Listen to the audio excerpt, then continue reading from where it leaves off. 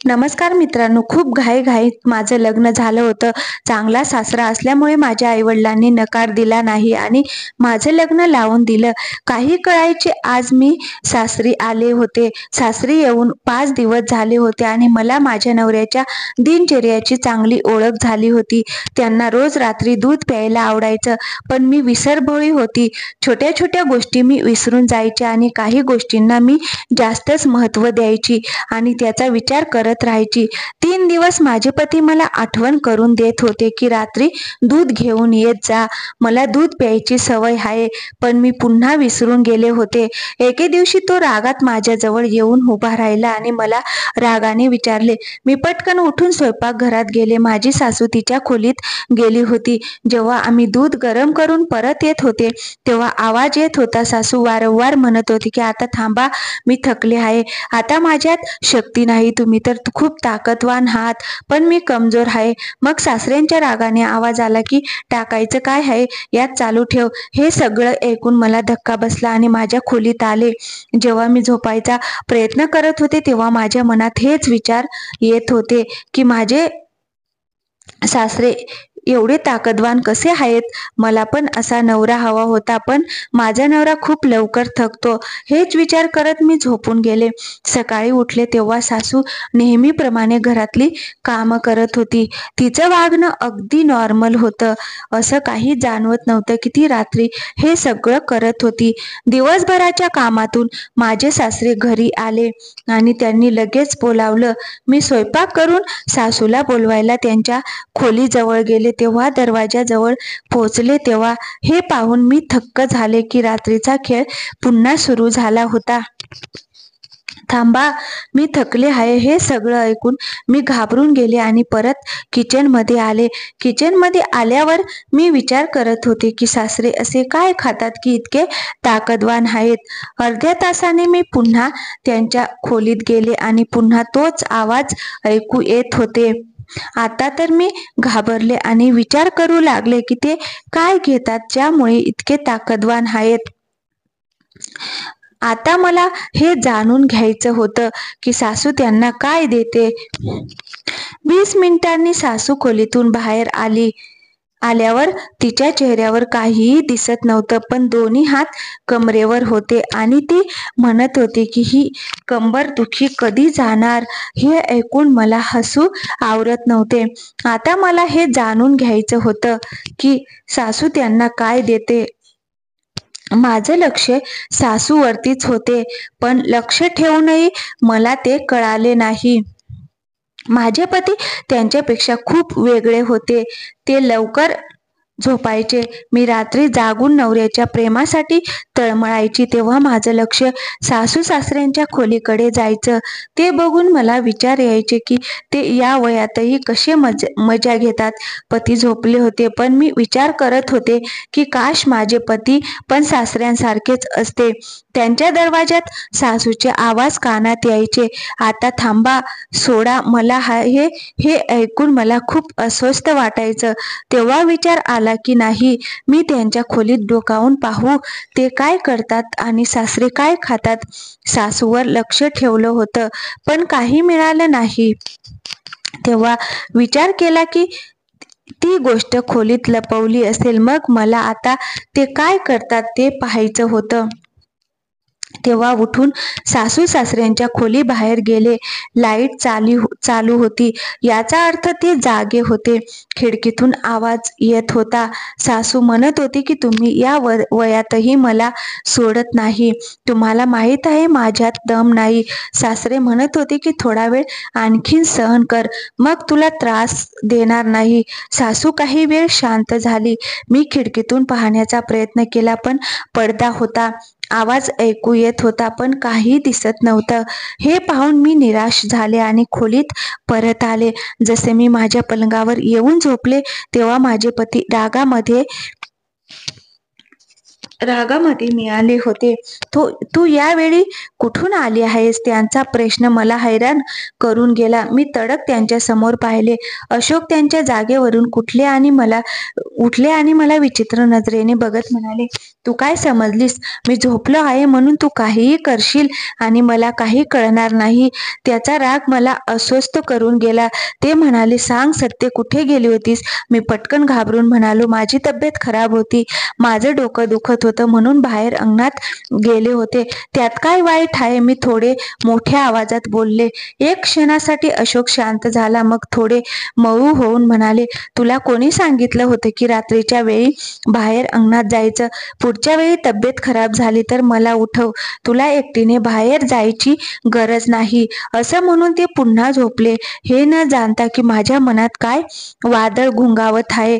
मी त्यांच्या प्रेमासाठी तळमळत होते, पण स्वतःहून त्यांच्या जवळ जाण्याची हिंमत नव्हती. कधी झोप लागली ते कळलंच नाही. आता मी दिवस रात्र त्यांचा तोच आवाज ऐकत होते, जो माझ्या आत आग लावत होता.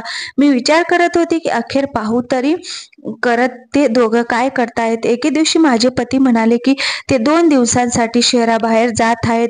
ते घरी 2 दिवसानंतर परत येतील. त्यांनी मला हे सांगितल्यावर माझ्या मनात एक चांगली कल्पना आली.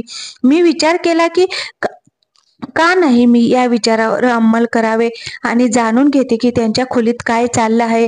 माझे सासू सासरे संध्याकाळी जेवणानंतर बाहेर फिरायला जात होते आणि एकमेकांशी गप्पा मारत होते. मी त्यांना पाहून थक्क होत होते.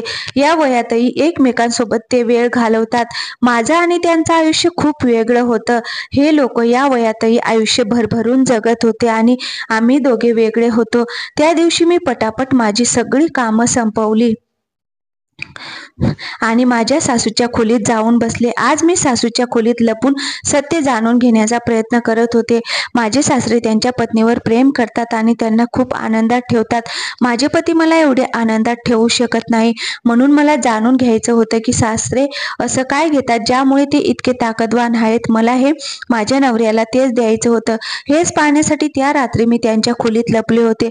त्या रात्रीचे काही मी पाहिले ते मला हैराण करणार आहेत.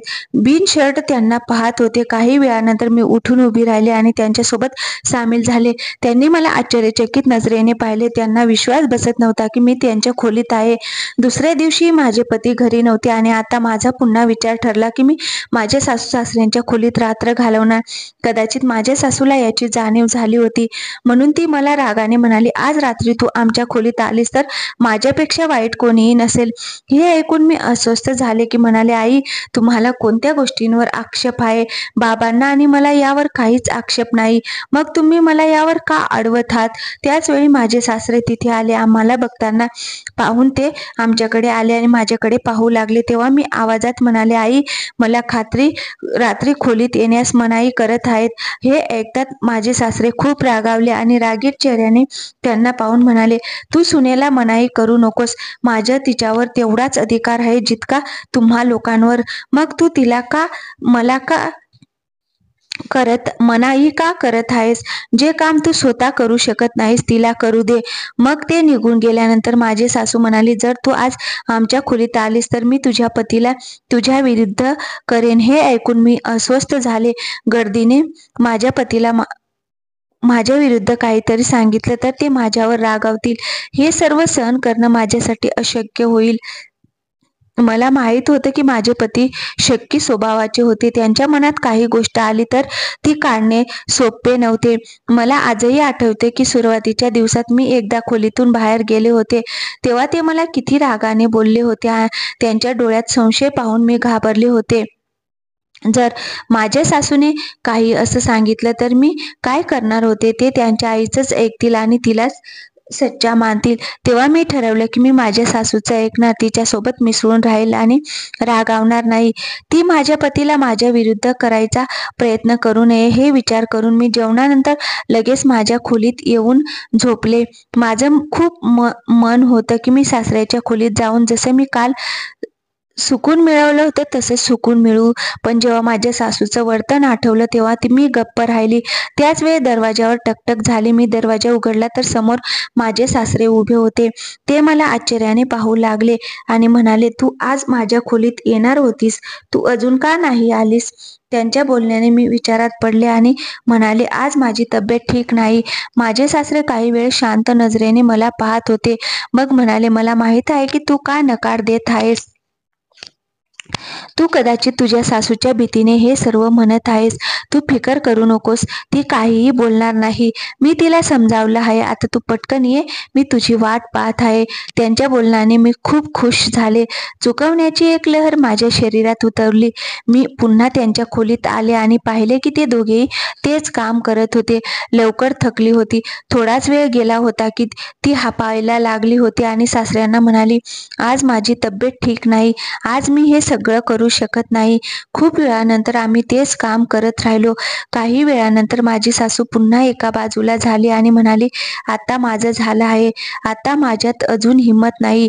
त्यानंतर आम्ही दोघं तेच काम करत राहिलो आणि खूप वेळानंतर जेव्हा मी थकून चूर झाले तेव्हा माझे सासरे स्वतःच मला म्हणाले, "आता तूही जा. तू खूप थकली आहेस." आणि जसं मी पलंगावर येऊन झोपले तशी मी झोपेच्या मिठीत गेले. मग मी विचार करू लागले की आज मला कालपेक्षा जास्त सुकून मिळाला. आज माझे पती परत येणार होते. मी त्यांच्या आवडीचे कपडे घातले, मेकअप केला आणि छानसा परफ्यूम लावला. त्यांच्या परत येण्याची वाट पाहत होते तेव्हा त्यांचा फोन आला की ते आजही परत येऊ शकत नाही, आजही तिथेच राहतील. हे ऐकून मी उदास झाले की मी त्यांच्यासाठी इतकी तयारी केली होती, आज रात्रीसाठी काय काय विचार केला होता आणि ते घरी येणार नाहीत. मी हेच विचार करत होते की पुन्हा दरवाजावर टकटक झाली. तेव्हा दरवाजा उघडला तर समोर माझे सासरे उभे होते. त्यांची माझ्या रूपावर नजर पडल्यावर ते मला विचित्र अंदाज पाहू लागले आणि म्हणाले, "आज तू खूप सुंदर दिसत आहेस." त्यांच्या कौतुकाने मी लाजले. ते म्हणाले, "आता ताबडतोब खोलीत ये, मी तुझी वाट पाहत आहे." मी त्यांच्या खोलीत आले आणि पुन्हा आम्ही तिघेही तेच काम करत राहिलो. आता माझं मन होतं की मी रोज हेच करू. दुसऱ्या दिवशी माझे पतीही घरी परत आले. ते मला माझ्याबद्दल त्यांच्या प्रेमाच्या गोष्टी सांगू लागले. माझ्याशिवाय किती अस्वस्थ होते आणि मला किती आठवत होते. त्यांच्या बोलण्याने मीही खूप खुश झाले होते की अखेर त्यांना माझी जाणीव झाली आणि माझ्या अभावाची अनुभूती झाली. तेव्हा मी त्यांच्या बाजूवर डोकं ठेवलं आणि शांत झोपून गेले. आता मी रोज माझ्या पतीच्या झोपल्यानंतर सासू-सासऱ्यांच्या खोलीत जात होते. मग अर्ध्या रात्रीपर्यंत आम्ही तेच करत असो. जेव्हा एका रात्री मी सासऱ्यांच्या खोलीतून माझ्या खोलीत परत आले तर माझे पती खूप रागात होते. माझे पती मला म्हणाले की "तुला सांगितलं होतं की रात्री खोलीतून बाहेर जाऊ नकोस, पण तू माझं ऐकलं नाहीस. कुठे गेली होतीस तू?" मी त्यांच्याजवळ बसत म्हणाले, "मी तुमच्या आईच्या खोलीत होते." हे ऐकून मी आश्चर्यचकित झाले. "तू यावेळी माझ्या आईच्या खोलीत काय करत होतीस?" ते संशयाने माझ्याकडे पाहू लागले आणि म्हणाले, "त्यांच्यासोबत मला काम होतं म्हणून गेले होते." ते गप्प राहिले आणि त्यानंतर काही बोलले नाहीत. आता जेव्हा मी प्रत्येक दुसऱ्या-तिसऱ्या दिवशी सुकून मिळवण्यासाठी माझ्या सासू-सासऱ्यांच्या खोलीत जाऊ लागले तेव्हा माझे पती मला विचारू लागले, "तू आईकडे कोणतं काम करायला जातेस?" मी काहीही न बोलता तिथून निघून गेले. अशोकने मला खेचून बेडवर ढकललं आणि रागाने बोलू लागला. त्यांना इतक्या रागात पाहून मी घाबरले आणि घाबरून सांगणारच होते तेव्हा दरवाजावर टकटक झाली. माझ्या पतीने जाऊन दरवाजा उघडला. समोर सासरे होते. त्यांना माझ्या पतीकडून काही काम होतं म्हणून अशोक त्यांच्यासोबत निघून गेले. मी एक दीर्घ श्वास घेतला. एके रात्री जेव्हा मी सासू-सासऱ्यांच्या खोलीत गेले तेव्हा कदाचित अशोक झोपले नव्हते. ते मला शोधत सासऱ्यांच्या खोलीत आले आणि हे सगळं पाहून एकदम हैराण झाले. त्यांनी आम्हाला एका पायावर उभा राहून पूजा करताना पाहिलं. तेव्हा त्यांच्या तोंडून मोठ्याने आवाज आला, "हे काय चाललं आहे?" त्यांनी विचारले. माझ्या सासूने तिचा दुसरा पाय जमिनीवर ठेवला आणि सोफ्यावर बसत म्हणाली, "खूप दिवसांपासून तुझे बाबा ही पूजा करत आहे. त्यांचं म्हणणं आहे की या पद्धतीने एका पायावर उभं राहून पूजा केल्याने देव खूप प्रसन्न होतं आणि माणसाला त्यांचं सर्व काही मिळतं, जे ते इच्छितात. मी तर लवकरच थकते, पण तुझी बायको आणि तुझे बाबा खूप वेळ हे काम करत राहतात. न जाणे हे दोघं का थकत नाहीत." हे ऐकून माझ्या पतीने मला हसत हसत पाहिले आणि म्हणाले, "हो, माझी बायको खूप छान आहे आणि कधीही थकत नाही." हे त्यांनी आनंदाने म्हटले होतं. हे ऐकून मी लाजले समजले, पण मग माझ्या पतीने सगळ्यांना समजावलं की अशा अंधश्रद्धा बाळगणं योग्य नाही. देवाला खऱ्या मनाने पूजा केली तर सर्व ठीक राहतं. खूप समजावल्यानंतर माझे सासरे मान्य झाले आणि मग एक साध्या माणसासारखं वागू लागले. आता हे सकाळी सकाळी आंघोळ करून देवाचं ध्यान करत आणि आम्ही स्वतःला सुधारून चांगले राहू लागलो होतो. मित्रांनो, अशाच नवनवीन कथा ऐकण्यासाठी आमच्या चॅनलला सबस्क्राईब नक्की करा. तसेच लाईक करून व्हिडिओ शेअर नक्की करा आणि पुन्हा भेटूया अशाच एका नवीन कथेसोबत. तोपर्यंत काळजी घ्या. थँक्यू. धन्यवाद.